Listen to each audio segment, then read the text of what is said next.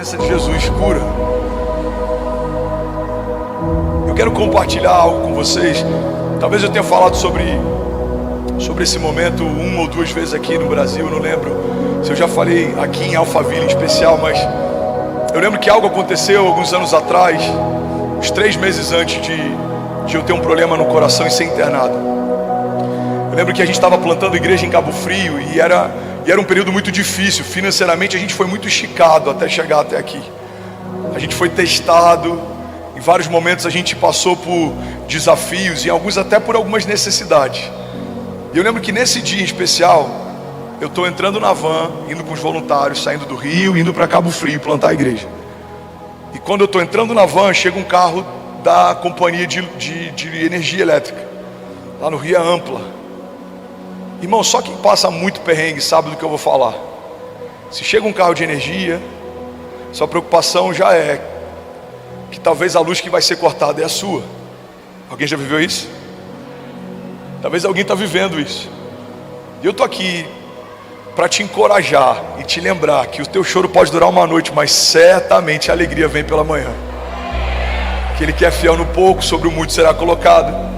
Eu sei o que é pregar para príncipes e homens de recursos, com minha mão limpa, coração puro, sem nunca ser pedante ou sem nunca usar do púlpito para suprir necessidade. Eu sei o que é tocar quem tem muito e faltar em casa. Eu passei por esse período. Eu lembro que nesse dia especial, eu estou entrando na van, indo plantar a igreja, e eu comecei a conversar com Deus. Eu falei: Pai, que não seja a minha casa, que não seja a nossa luz, que não seja a nossa conta. Jesus, misericórdia. E aí tá a Kezinha e a Cécia bem pequenininha em casa. Daqui a pouco chega a mensagem da Kezinha: amor, a Ampla chegou e veio cortar a luz. Eu falei: amor, tenta conversar com eles, fala que eu vou acertar essa semana. Daqui a pouco vem a outra mensagem dela: amor, eles falaram que não tem como, tem GPS no carro e eles vão ter que cortar. Eu falei: tá bom, quando eu chegar eu resolvo. Eu fui para Cabo Frio, preguei como se fosse a última vez. Pessoas foram curadas, pessoas foram libertas. A gente teve salvação de uma forma sobrenatural naquela noite. E eu voltei para casa, mas, irmão, eu confesso que eu esqueci completamente que a luz da nossa casa estava cortada. E aí eu cheguei em casa, coloco a mão no interruptor, não acende, e eu lembrei: putz, a luz está cortada. Amor, Kezinha, cheguei, amor. Eu começo a andar pela casa. Nada da Kezinha, nada da Cécia. E aquilo começou a me dar um desespero. Eu falei: caramba, cadê a Kezinha? Cadê a Cécia? Aí eu tento ligar, ela não atende. Aí eu vou olhar no WhatsApp, tem uma mensagem dela: amor, a Cécia estava com medo do escuro e eu vim dormir na casa da minha irmã. Amanhã você pega a gente aqui. Irmão, eu confesso que poucas vezes eu me senti tão inútil como provedor e como pai, como naquele dia. E não porque eu não consegui pagar uma conta, mas porque eu estou construindo igreja e servindo ao meu chamado, mas eu não consigo bancar uma necessidade básica da minha casa. Eu estou fazendo aquilo que Jesus me chamou para fazer, mas eu não consegui suprir uma necessidade básica. Eu estou lá plantando igreja e a minha família está passando vergonha no condomínio. Os porteiros ficaram sabendo, o síndico ficou sabendo, os vizinhos ficaram sabendo, e um monte de sentimentos começaram a inundar o meu coração. Mas hoje eu entendo que Deus permitiu aquela circunstância porque Ele queria me ensinar algo, e é sobre o que eu aprendi naquela noite que eu quero compartilhar aqui nessa manhã. Você está comigo? Diga amém. Eu lembro que eu comecei a andar pela casa e eu fui no quarto da Cécia, e eu fiquei ali olhando o quarto da Cécia, eu fiquei olhando os brinquedinhos da Cécia, eu fiquei vendo as fotos da Cécia, estava com o cheiro da Cécia. Aí eu fui pro nosso quarto de casal e eu fiquei olhando o meu quarto com a Kezinha, as roupas da Kezinha, as roupas que ainda estavam penduradas no banheiro, o cheiro da Kezinha no quarto. E aí eu sento no sofá e eu começo a chorar, irmão, copiosamente. E Deus falou algo comigo que marcou a minha história para sempre. Talvez vai marcar a história de alguém aqui. Deus falou para mim: filho, o que vale uma casa se ela está vazia? E aquilo explodiu a minha mente. Ele falou de novo: André, o que vale uma casa se ela está vazia? A casa pode ser a mais incrível, pode ser a maior casa, pode ser a mais luxuosa, você pode colocar o que existe de melhor, mas se ela está vazia, ela perde o sentido. E aí Deus logo em seguida falou algo para mim, e é a partir dessa premissa que a gente vai fluir aqui hoje. Você está comigo ainda? Diga amém. Se eu entendo que eu sou casa de Deus, o que vale uma casa nova está vazia. Sabe, o Evangelho não fala só sobre uma ordem de despejo aos principados e potestades que ocupavam o teu interior. O Evangelho fala a respeito de uma nova ocupação a partir da presença do próprio Deus. A Bíblia chega ao ponto de dizer que alguém que foi liberto, mas não foi preenchido, é como uma casa que foi limpa e organizada. Irmão, a Bíblia chega ao ponto de usar exatamente essa analogia. Uma casa foi limpa e organizada. E o que acontece com uma casa limpa e organizada que está vazia? Ela é um convite para que alguém entre. Guarda isso aqui em nome de Jesus. Não existem espaços vazios que não sejam ocupados. Todos os lugares, eu vou abrir um parênteses aqui, que a igreja se calou, o mundo ocupou esses lugares. Discutíamos sobre usos e costumes dentro da igreja, não nos preocupávamos com uma agenda cultural e educacional para a nação.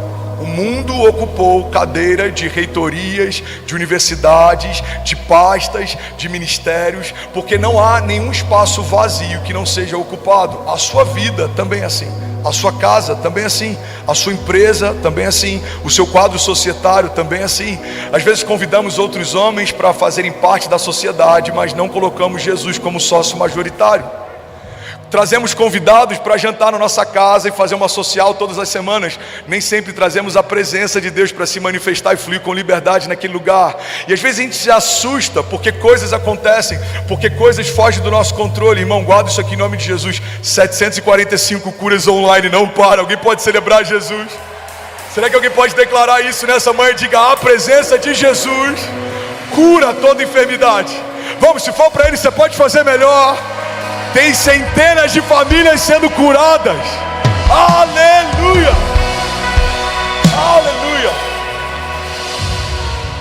Então não há espaço vazio que não seja ocupado. O Evangelho fala: um homem que foi liberto é como uma casa que foi limpa e organizada. Se ela não for preenchida, aquele espírito que andou por lugares áridos, ele volta acompanhado com 7 vezes mais espíritos. O Evangelho não é sobre vida, Evangelho é sobre ocupação da nova vida de Deus. Não vai só ser removido o que te ocupava, você vai ser cheio da vida de Deus. E agora eu estou profetizando. Alguém pega isso aqui em nome de Jesus, levante suas mãos. Deus vai limpar você. Fomos limpos pela palavra, é o que diz a palavra de Deus. Deus vai remover toda mancha, toda mácula, toda condenação, todo jugo. Deus vai remover toda palavra contrária, toda arma que forjaram contra você. Mas você não vai ficar vazio e limpo, não. Você vai ser limpo e cheio. Você vai ser cheio da glória de Deus, cheio da vida de Deus, cheio do Espírito Santo de Deus. Eu declaro do alto da tua cabeça, a planta dos seus pés, a vida de Deus enchendo você. Seja cheio agora em nome de Jesus. Seja cheio agora em nome de Jesus. Seja cheio agora em nome de Jesus. A presença de Deus, ela é perfeita, ela é plena. Ela preenche tudo que está vazio. Ela coloca em ordem tudo que estava fora de ordem. Ela alinha tudo que estava desalinhado. É por isso que não dá para aceitarmos a ideia de alguém que carrega a presença de Jesus e as coisas que estavam fora de ordem permaneçam assim. Não dá para coexistir aquilo que não é de Deus com aquilo que é de Deus. Eles não entram em harmonia. Quando você é cheio, algo acontecerá. Alguém está comigo? Diga amém. Sabe outra característica poderosa sobre a presença de Deus? É que todo lugar que é cheio da presença se torna um lugar de encontro. Fala para quem está do seu lado: todo lugar que é cheio da presença se torna um lugar de encontro. A Bíblia fala em Gênesis que do 1º ao 6º dia Deus fez o ambiente, o jardim, Ele fez o homem, e no 7º dia Ele contemplou e descansou. No 8º dia em diante começa então um novo de Deus. Existe um simbolismo dentro da numerologia bíblica. O número 7 significa perfeição, é um ciclo completo, um ciclo perfeito. O número 8, em alguns momentos ele aponta para o novo de Deus, a novidade, o novo tempo, o novo ciclo. Então Deus estabelece uma dinâmica. A partir do 8º dia Ele fala: agora eu vou visitar vocês todos os dias. A minha presença vai encher o jardim. Então guarda isso aqui, irmão. Quando a presença de Deus começa a visitar o jardim de Deus se torna um lugar de encontro. E o resto da história você já sabe, o homem peca, todos fomos destituídos da glória de Deus, nos tornamos inimigos de Deus e fomos expulsos do jardim. Então Deus estabelece mais uma vez um lugar de encontro. Deus dá uma visão para que a gente construa um tabernáculo. Então a criação constrói um tabernáculo. Ele tem átrios diferentes, ele tem o Santo dos Santos. E nesse lugar onde a presença de Deus se manifesta, havia uma arca, e a arca da aliança, ela carregava alguns elementos dentro de si, e você tinha a tábua da propiciação, e o sumo sacerdote pontualmente visitava esse lugar. Então era alguém específico, num tempo específico, com um chamado específico, que acessava esse lugar. Alguém está comigo ainda? Diga amém.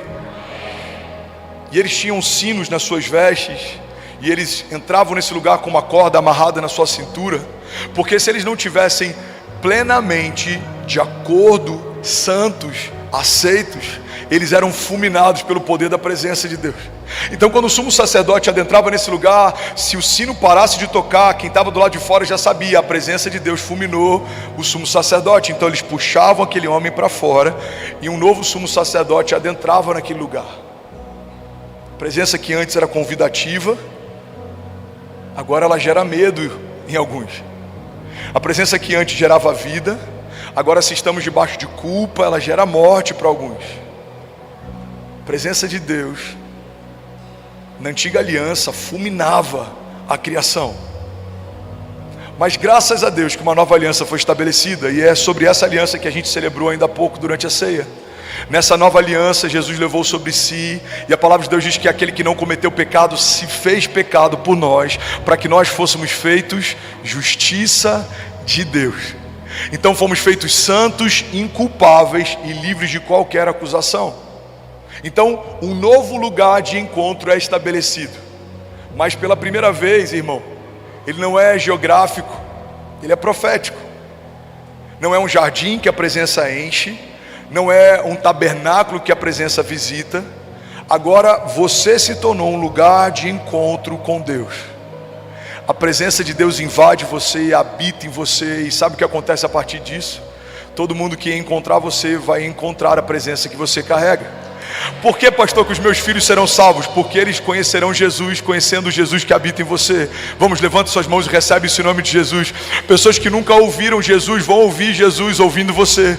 Pessoas que nunca viram Jesus vão ver Jesus vendo você. Pessoas que nunca experimentaram Jesus vão experimentar Jesus experimentando você. Pessoas que nunca tiveram um encontro com Deus terão um encontro com Deus se encontrando com você. Porque você não é mais uma pessoa, você se tornou um lugar de encontro. Por onde você passar, rios de águas vivas fluirão. Por onde você passar, o bom perfume de Jesus vai deixar marcas. Por onde os seus filhos passarem, coisas acontecerão. Porque não é mais uma família qualquer, é uma família de Deus, que carrega a vida de Deus. Sabe, aos olhos dos homens, talvez alguns vão dizer: olha, é uma família simples passando por aqui. Mas os céus dirão: uma família de Deus, que carrega um bom perfume de Jesus, está entrando nesse lugar. Está entrando nesse lugar. É por isso que a palavra de Deus nos garante: onde colocarmos as plantas dos nossos pés, nos serão confiados. Aquilo que você pedir, a palavra de Deus diz: pede-me e eu te darei nações por herança, e os confins da terra como a tua propriedade. É porque a presença de Deus que habita em você dá acesso a novas realidades. Você vai correr e não vai se cansar. Você vai voar alto como águia e vai ver o que ninguém viu. Você e a sua casa, permanecendo em Deus, serão inabaláveis. Serão como os montes de Sião, que não se pode abalar. Você e a sua casa serão invencíveis, ilimitados. Se alguém crê nisso, diga: eu creio que a presença de Deus, diga, me habilita para viver o impossível de forma inevitável. Vamos, levando suas mãos, diga: milagres, sinais e maravilhas acontecerão. A minha casa será conhecida como lugar de oração, lugar onde Deus habita. Diga: os meus filhos cheios da vida de Deus, a minha empresa cheia da glória de Deus, o meu chamado, diga, completamente cheio do poder de Deus. Sinais e maravilhas acontecerão, promessas e palavras de Deus me seguirão. Diga: ninguém, nenhum principado ou potestade poderá me resistir. Vamos, a palavra de Deus diz: resistir ao diabo e ele fugirá de vós. Os nossos inimigos vêm contra nós por um caminho, mas por causa da presença, por 7 caminhos eles fugirão. Se alguém crê nisso, você pode, pelo amor de Deus, dar um brado de liberdade no seu lugar. Aleluia, aleluia. Vamos declarar: tua presença vale mais. Tua presença vale mais. Bom, você acabou de assistir uma mensagem aqui do nosso canal. Eu tenho certeza que ela te edificou e que ela vai gerar algo novo em você. E a gente separou mais 2 vídeos. Eu quero deixar essas indicações aqui para você continuar queimando com Jesus. E eu quero muito te fazer um pedido também. Se essa mensagem te edificou, comenta aqui embaixo, segue o canal, me ajuda a compartilhar para que mais pessoas sejam tocadas também. Deus te abençoe.